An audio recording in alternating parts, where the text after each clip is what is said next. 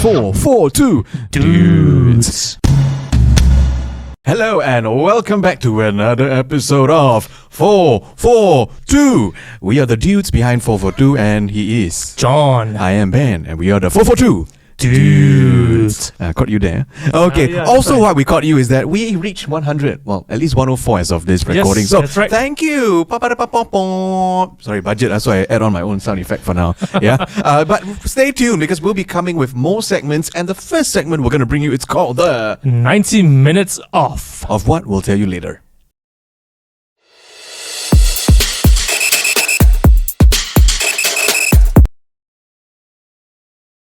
Hello everyone, so this is 90 minutes off, and for this week's episode we'll be focusing on all the matches that took place in the English Premier League over the weekend. Alright, so let's kickstart things going back. Yeah. So let's start off with Crystal Palace versus West Ham. So what are your thoughts? I mean, straight away, I just want to say, between the two managers, the two old fellas there, 1,000 over games of Premier League between them, with, what's his name? David Moyes being about more, 600 plus, if I remember correctly. Okay. And Roy himself, 300 plus. Yeah, Rock. What is it? Rock. When I combine them. But for that 4-3, I mean, say what you have to say, but Roy Hodgson did change Crystal Palace. Oh, that's right. I was a bit of a skeptic, you know, because Why so? Why? I thought that, you know, at the start of the episode of the season, rather, I've said that Patrick Vieira was a good fit. Okay. I thought he did something good for Crystal Palace. Unfortunately, you know, results didn't show. He got fired, and then this old fella came in, and you know, things just changed, and nobody could expect that. And for the game, I mean, the home ground just showed how much they had faith in this old man, and in the players especially. And the players themselves were also showing the same passion, and most importantly, they believe in his system. So I thought, you know, good match throughout, even from West Ham side. I thought it was a good match. You know, it's neck to neck. But at the end, Crystal Palace edged it out. Yeah, I mean, West Ham are finally showing the form that they did last season. Last season they were going to go in for the Europa places and stuff. And this season, obviously, they're in Europa League. So I'm just wondering whether their participation in the Europa League this season actually affected their Premier League performances. In terms of fitness and all that. It seems so, right? But I don't know. It's right now. It seems as if they're starting to come to form again. So I mean, kudos to them. But unfortunately, as you mentioned already, Crystal Palace somehow was just revitalized, right? When Roy came on. But the thing is, Roy is just going to be there until the end of the season, right? Yeah. So who do you think is going to be a good replacement for him? That's the thing, you know. I have no idea. But I think they may think about it. We're not sure. Okay. I don't know if there's an official source yet. But they may. I mean, if I'm them, I would consider giving him one more season. You know, just convince. Really? Yeah, convince the old guy. He's almost 70. But almost. But you know, I mean, look at that. The result show. Okay. So I'm going in that direction where. All right. You know, he can. For one more season. Fair enough. Okay, let's move on. So Brighton versus Wolves, 6-0 win for Brighton. Goodness. Crushing of the Wolves. Oh my goodness.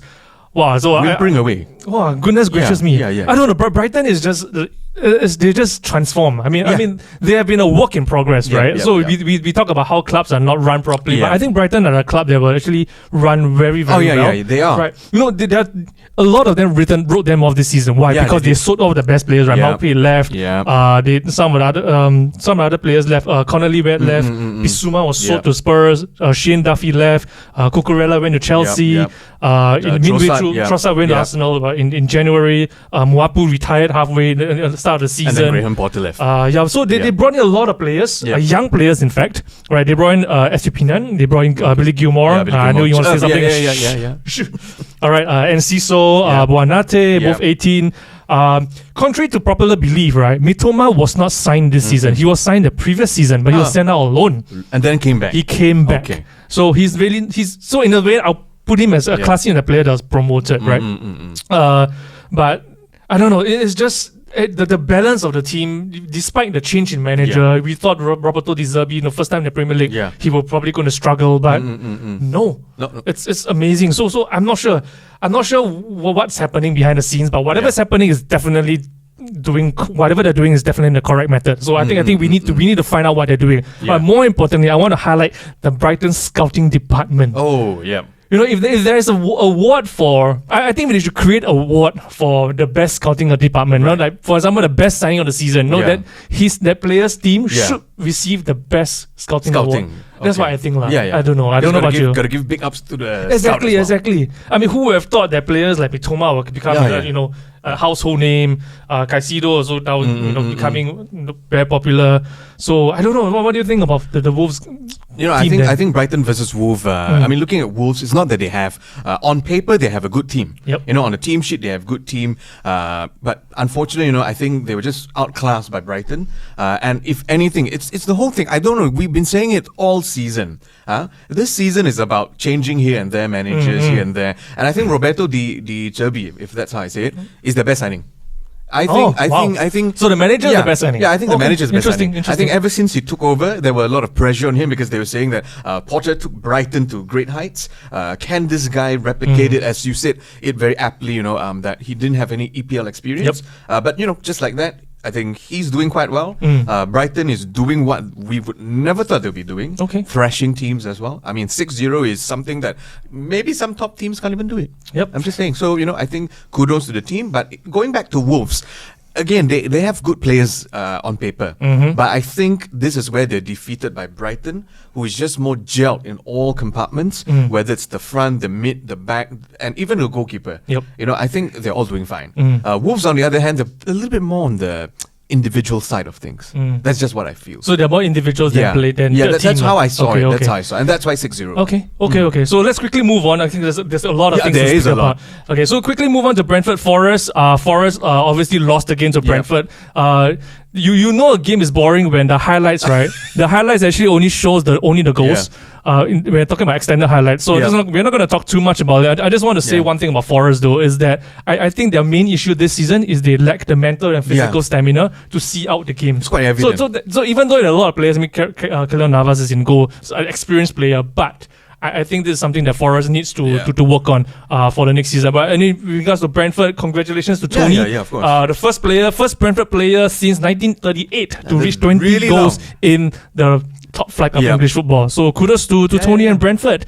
Right, so let's move on quickly to Man U versus Villa. I know you have something to say about this. Yeah. I don't know whether your friend from last episode, I don't know. So what did he mention? Well, I mean, all he said was, again, the whole absence of this player, the star player, Maguire, star player, Maguire.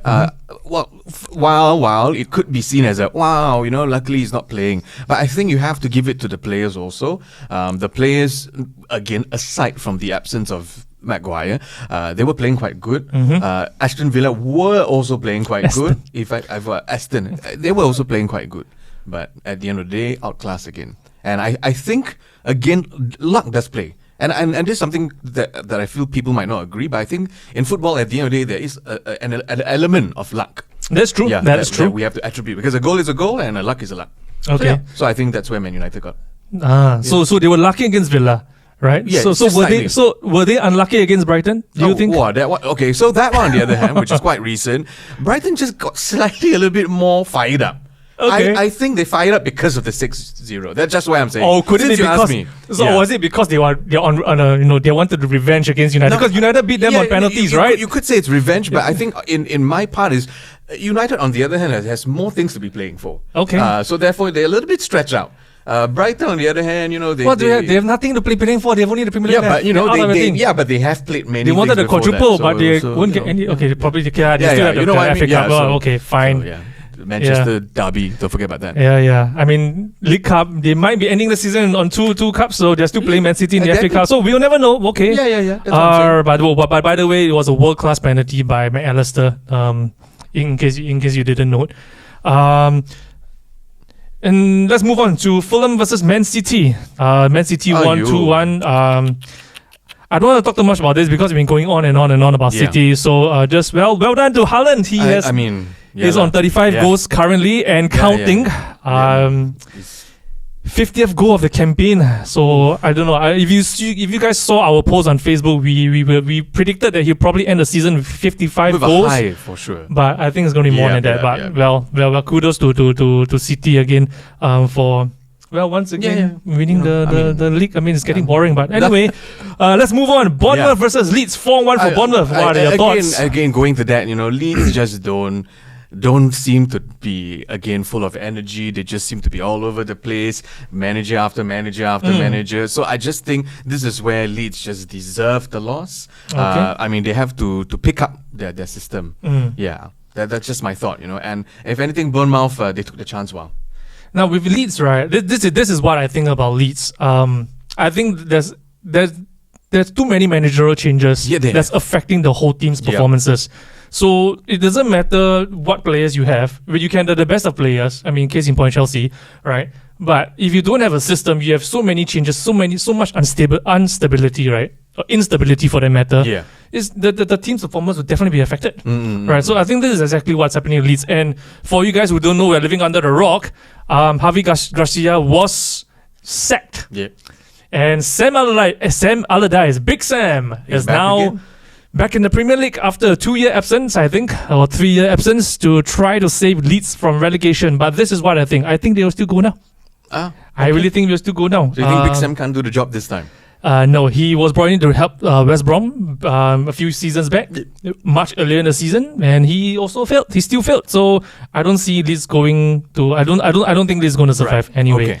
Yeah, so that's what I think. So, let's move on. Newcastle versus Southampton. I mean, they're just on form all the time, on a high. I mean, despite them, conceding, but at the end of the day, I mean, well done to Newcastle. They found. We spoke about the systems earlier, and I think they found theirs. So well done to them. And just want to congratulate Callum Wilson. He has beaten Alan Shearer's record for goals in the calendar month. Right. So he has scored 8 goals this calendar month. Shearer's record was 7. So who have thought that Shearer's record to be beaten? Now Shearer's record for Premier League goals might be on the line as well for Kane. Now speaking of Kane, let's move on to Liverpool versus Spurs. My God, I'm not going to talk. I keep me grounded. You start first. I mean, at the end of the day, it is what it is. I mean, if I were to put my take on it, I'm just going to say the whole celebration by Richarlison was just ridiculous. You took so much time just to diss the fans, took so much time to remove your shirt, took so much time for that. If I am the manager, I'm going to kill him in the locker room. Why? Because with that whole celebration there, you are now going to add more fire to the other side, which is Liverpool. And now with all the time you're celebrating, now Liverpool's going to have that 1 minute. They're going to do some last minute tactic or whatever, but they have that time now because you were out there celebrating. So while you're there. Well, that's a very interesting point. That's a very interesting point. That's just my take. So because of that long ass celebration, I felt that there was a chance for what's his name? Jurgen Klopp. For a moment, I forgot his name. Jurgen Klopp to come together with his team and just chide them, just go for the goal, and that's what happened. Of course, you don't never write Liverpool off. No, but I think that the biggest talking point for the game was, in your opinion, was the foul by Jota on Oliver Skip a red card offense? Well, I mean, if you ask me, again, I'm not like a referee or an official, but I think it is what it is. From my naked eye, it does look like an offense. It does look like it warrants a red card. Okay. So, I would just say it's a red card. Okay. Now, here's my take on the incident. Let's go.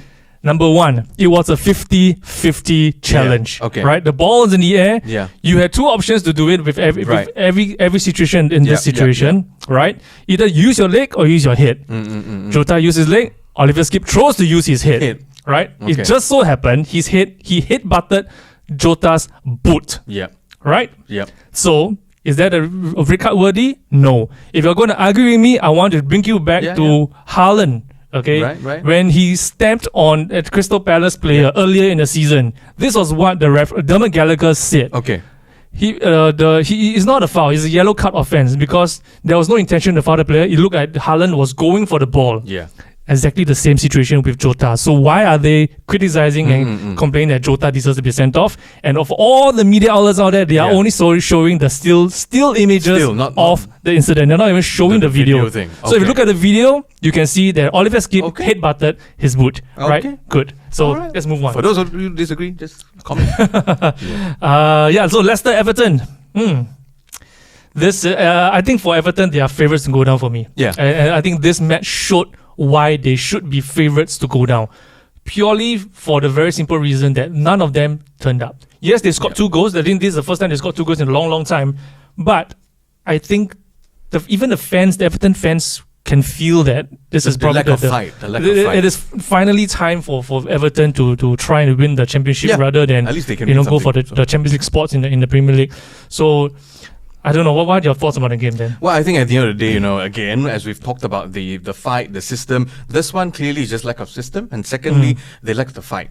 We were talking about how most of the teams, you have one who's clearly more hungry. In my opinion, this is my opinion. I think these two didn't really show their hunger.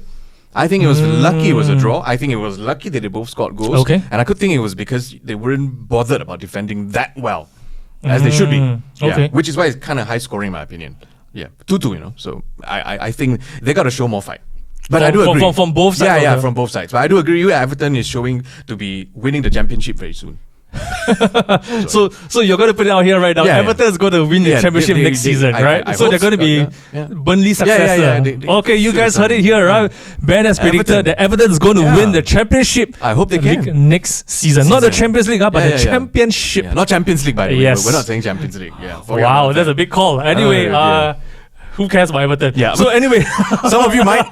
The Toffees especially. Okay. Well, let's move on to the last game. Let's go. Arsenal versus Chelsea. Yeah. I know this is something that's going to be very close to your heart. Yeah, of course. All right. But this is what I want to mention about Chelsea. Okay, I think the players have to take responsibility over here. Of course. So they were second best throughout. They were losing all the first balls, the second balls. They were not communicating with one another. So the system was there. So if you looked at it, if you look at all the what they have been doing, right, the system was there. They were there, the 4-4-2. They're interchanging here and there. They were in the right positions, but they themselves, the players themselves, were losing all the first and second balls. So how can you blame the managers if the players are not performing on the pitch? Oh yeah, of course. Right. So if you look at Odegaard scored 2 goals. Right. Yep. So both of his goals were preventable. The first goal, Kovacic saw Odegaard. Yep.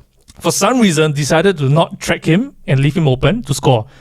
Odegaard's second goal was a carbon copy of the first. This time around, instead of Kovacic, it was Sterling who was supposed to track him. Yep. Sterling was looking at him twice, but yet he never decided not to track him at the crucial moment. Yep. And Odegaard had acres of space to score both goals. Both were carbon copies. Literally Control-C, then Control-V. So, I don't know. In my opinion, there's the players that have to take responsibility here. It's not the managers.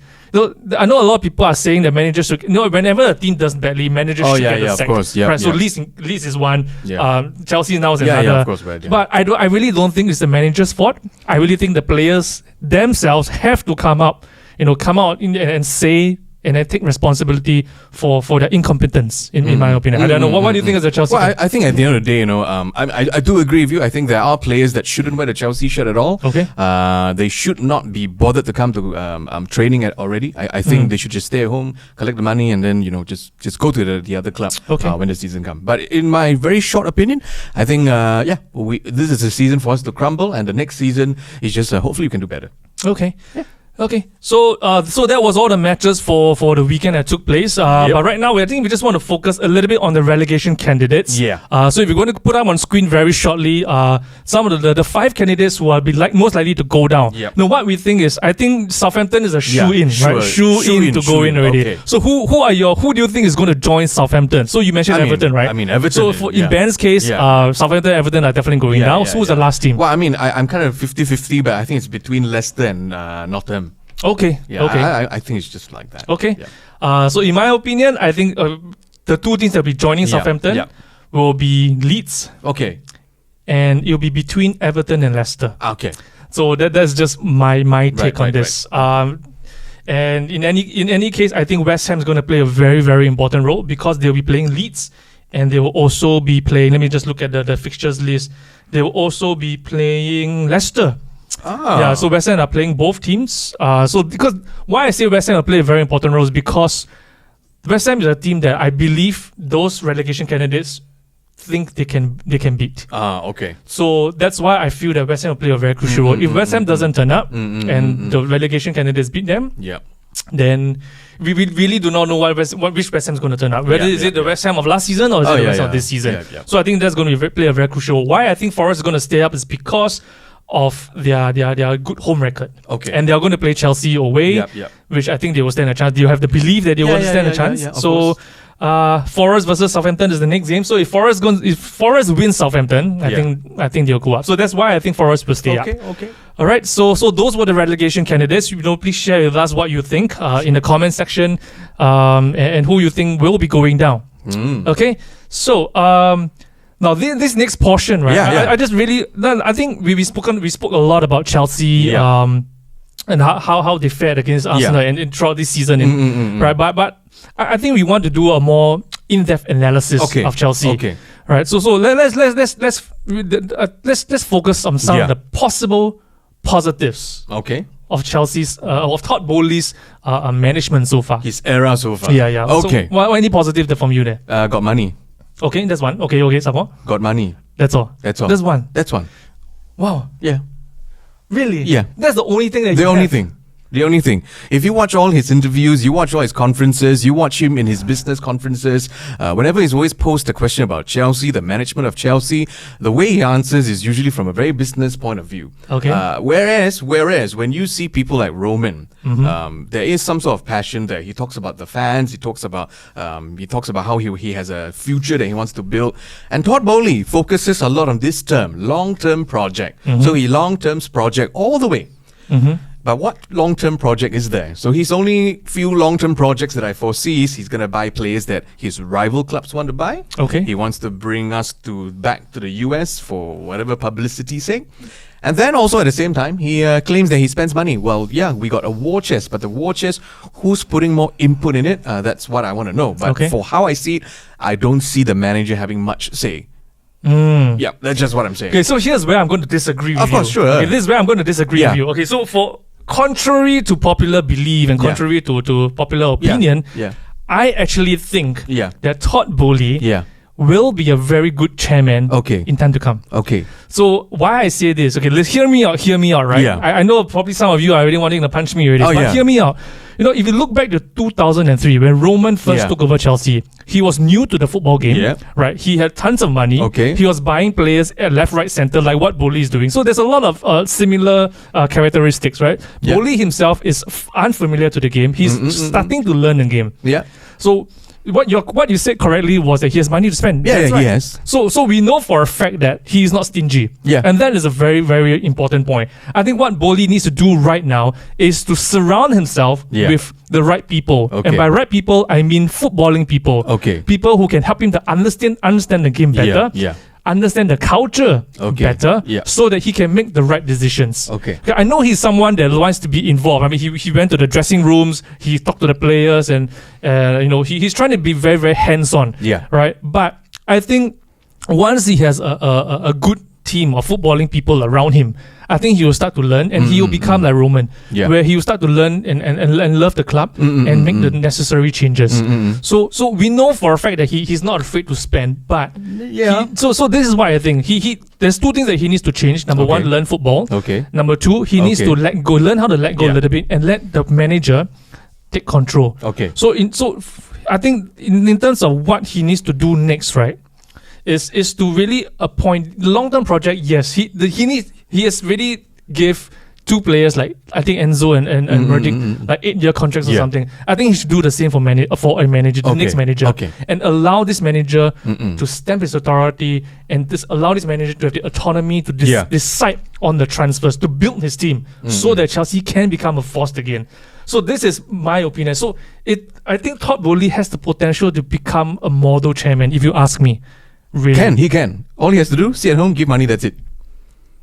Yeah. Because I'll tell you the biggest difference. Now, you mentioned there are some similarities between him and Roman. Sure. Only similarity? They got money. I'll tell you why they're all different. When Roman came in 2003, Roman came in, just like what you said, no idea of the world of football, but he had friends who were in football. And these friends were playing for football. Shevchenko is one of them, and so on and forth, and the list goes on. Never mind.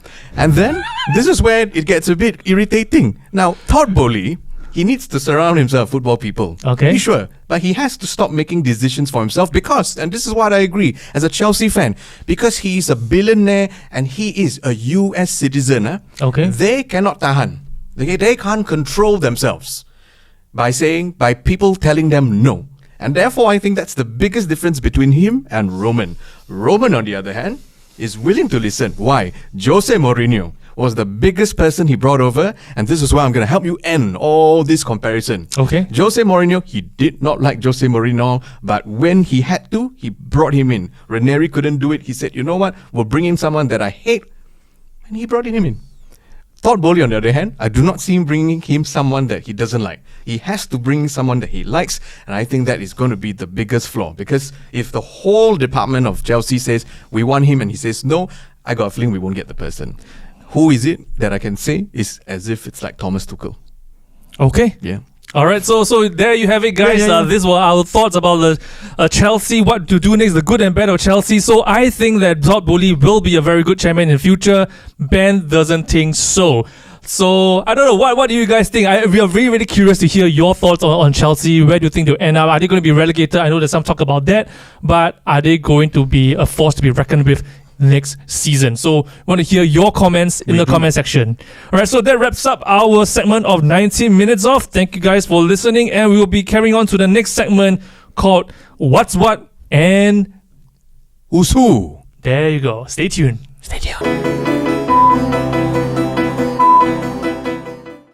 Welcome back to this segment called What's What with Who's Who.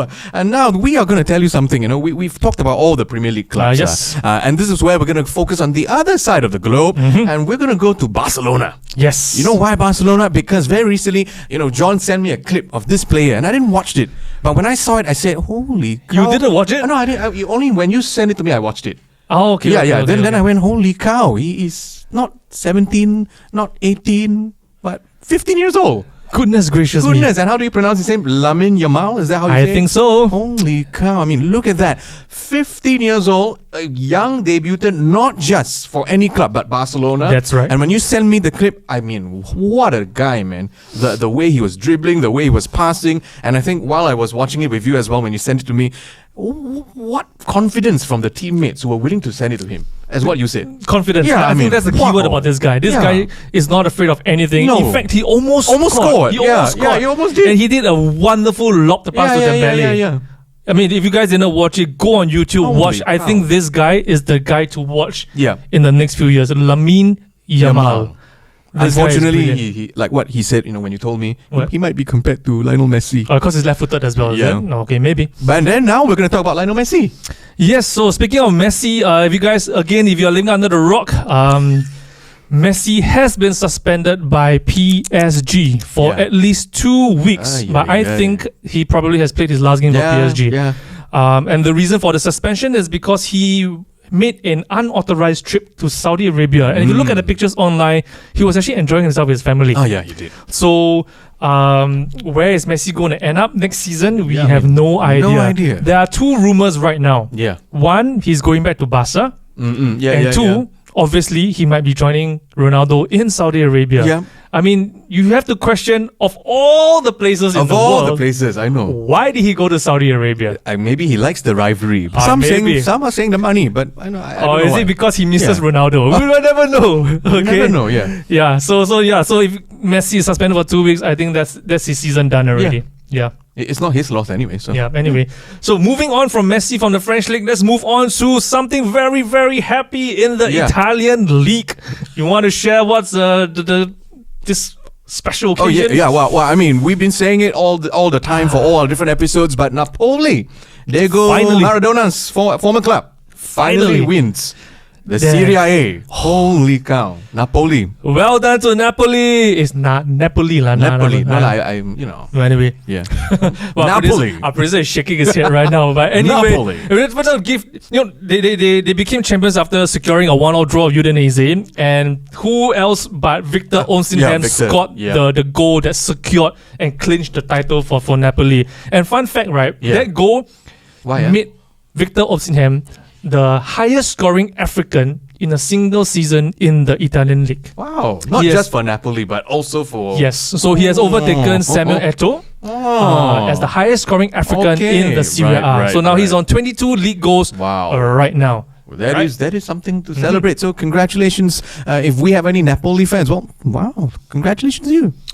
Yes, so guys, that wraps up our segment of What's What and Who's Who, and of course, this is episode 8 of the 442 Dudes. Now, don't forget to subscribe and like and share our videos. Of course. Oh, wait. You please comment as well. Yeah, of course. Right. Don't just text us. Okay, comment so that everybody can see, and then they can and share the love. Yes, we can have a lively discussion. Of course. Yes, there you go. Bye bye. Goodbye.